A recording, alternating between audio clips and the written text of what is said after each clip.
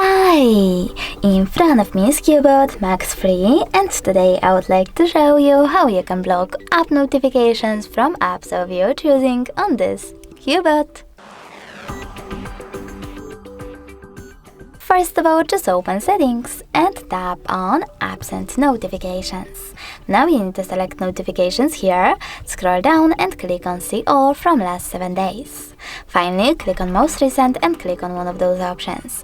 I will go with Most Frequent. Then tap on the switcher next to an app from which you don't want to receive notifications from, like Chrome. As you can see, all notifications from this browser are now off, but you can always turn them back on by choosing this same switcher. If you want to, you can always click on one of your apps over here instead and manage all notifications by tapping on this switcher next to all Google Play Store notifications.